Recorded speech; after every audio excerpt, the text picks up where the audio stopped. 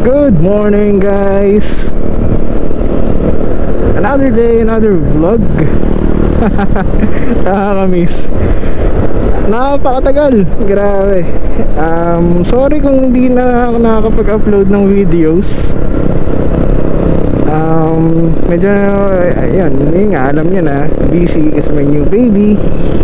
And then yung Facebook nga natin, yung Facebook page is na-hack, unfortunately. Hindi ko na siya nabawi. Kahit anong report gawin ko, wala eh. Inantay ko siya for a month.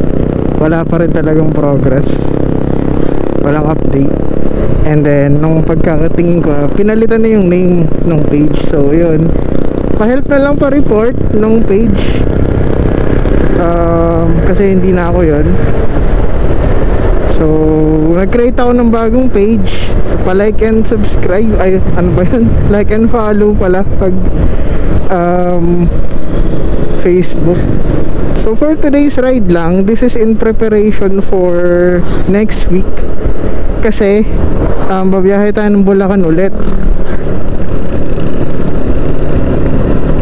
Ayan. So, test natin yung mga gamit natin, yung camera, itong GoPro, kasi napakatagal ko nang hindi nagamit.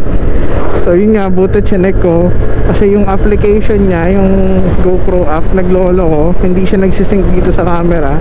Siguro sa katagalan na hindi siya nakakonect. Inan-install ko, then reinstall ko lang ulit, okay na siya. So yun, in preparation again, kasi pumunta tayo ng Bulacan. And may kinailangan lang akong gawin sa Bulacan, kaya tayo babalik sa bahay.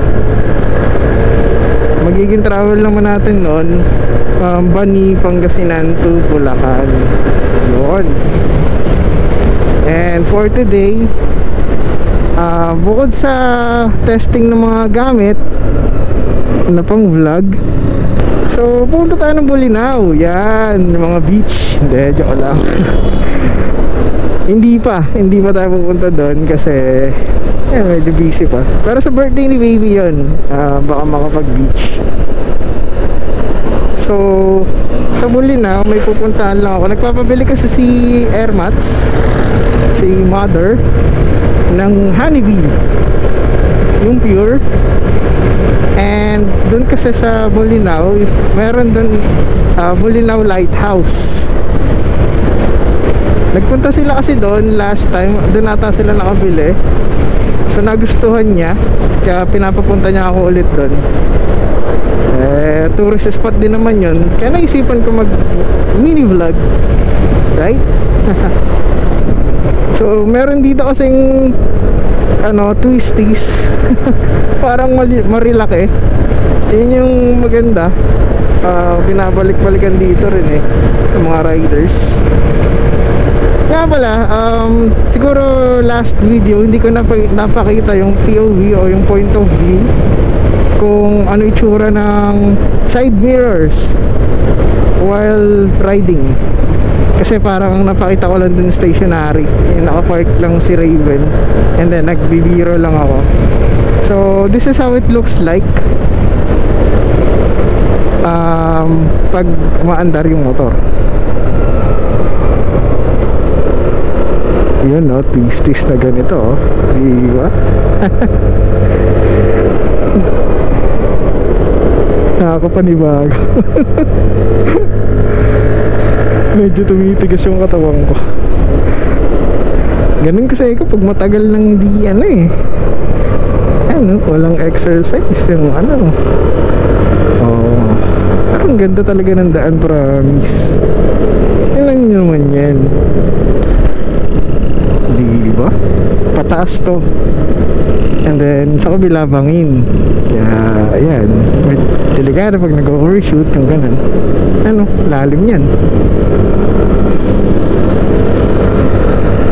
Yun, medyo nakukuha na ulit.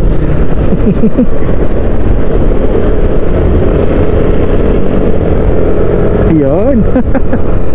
Nakakamiss. Mabilis lang naman ata papunta doon. Sabi dito 30 minutes lang. We'll see. Napakalubak. Parang bumalik ako sa Bulacan eh. Yeah, ito sa kabila. Uy, aray ko.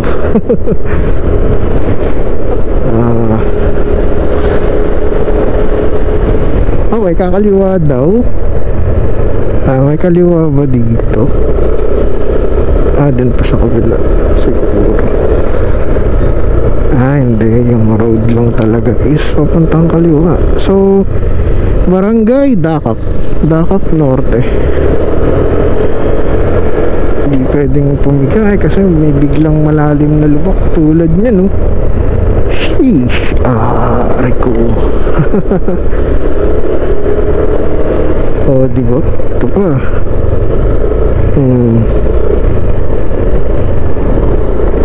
I think malapit na tayo.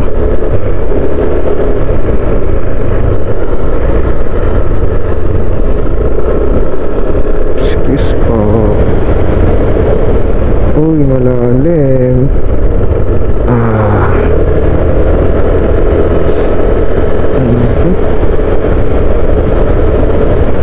Dito lang tayo sa Ledgi.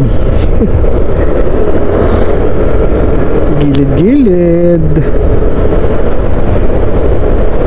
Uy, lipat na nga tayo ng lane. Yan. Grabe yung mga lubok, oh. Lalalim. Oops, balik na. Welcome. Anong sign to? Barangay Sentro. Ano? Sentro Toma. Right.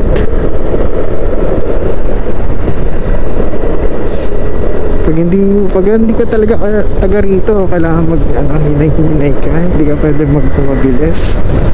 May bubulaga na lang sa yung pothole. Hindi nung pothole. Yung parang lubak siya talaga. Kanan. Okay. Parang ganda rin dito. Marami siyang talipapa. Sunday ngayon pero wala nagtitinda. Parang walang ganang tao. Dahil mainit. Siguro. Right, so nandito na tayo sa taas. Ayun yung lighthouse. Diba? Daming tourist. And then, ito yung view. Yun, dagat.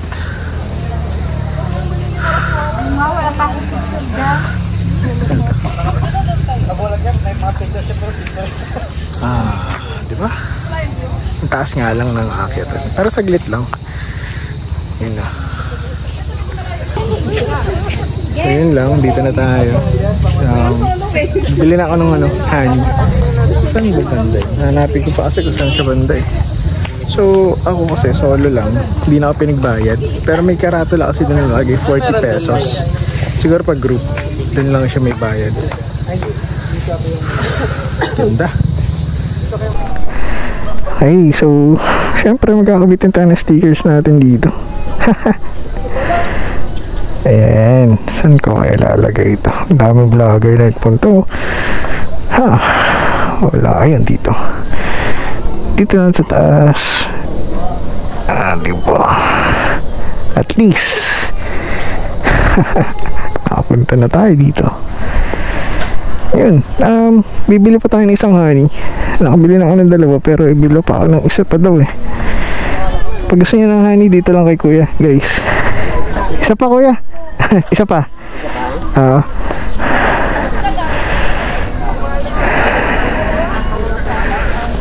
Ayan o. Pumunta dito sir. Oo. Ay, init. Teka, patong ko muna to.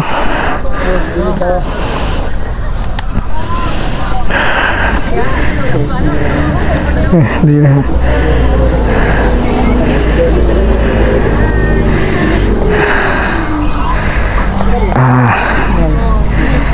Hindi po. Ito lang pinunta ko dito. Okay, thank you. Ayan, pag gusto niya ng honey, pure, dito lang kay kuya. So, sa may entrance lang siya nakapwesto. Hanapin niyo lang siya. Ayan. Babalik na tayo. So, yun lang naman. Ay, tumatawag. Right, so pauwi na tayo. And yan, ang dami pang dumadating ng mga tourist. Kasi bukod dun sa lighthouse, yung lighthouse bungad lang yun eh. After that, yung dinaanan ko, yung nagkamali ako ng liko, yun na yung papunta sa Patar Beach. Yun, which is considered to be Palawan of the North, or Boracay of the North pala. Ang ganda kasi ng sand niya. So yun, sana sa birthday ni Kenji, ni Baby Gear 1 Moto, is makapunta tayo dun, diba? Check up pa kung saan. So yun, time now is hindi ko makita yung oras dito sa, ayun, 12:48. Barangay Katuday. Okay, napakasarap bumiyahe dito talaga, promise. Ayun o, diba? Kahit di ka magmamabilis kasi enjoy mo lang talaga yung ano, yung surroundings, yung environment. Ang ganda ng panahon. Shocks. Pati yung langit ang ganda. Sana ganito rin yung panahon pag ano, pumunta ako ng Bulacan. May nakilala nga pala tayo. Group sila ng riders, mga galing pang Pampanga, di ba? Talagang dinadayo ang lugar na 'to eh. Galing pang silang Pampanga. Oh. Dinadaanan ko rin 'yan pag ano, papunta at saka pa uwi. Pumunta ano, Bulacan, tapos pa uwi dito. Nadaan din ako ng Pampanga. Alright, so again, pauwi na tayo. Dito na ulit sa Twisties. Ayun yung bangin, no? Oh, diba? Sol. Suabe lang. Nga lang, dami na sasakyan. Diba? Ayan, mga view. Oh, para sa Baguio. Oh yeah, so that's it. Hanggang dito na lang muna.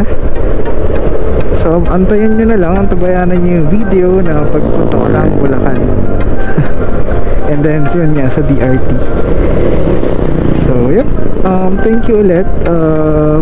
Medyo alam kong matagal bago ako nakapag-upload. Pero thank you sa lahat ng nag-subscribe ulit dun sa Facebook page natin. Thank you, guys.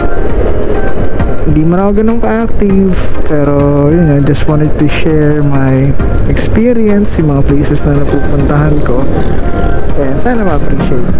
Thank you and ride safe.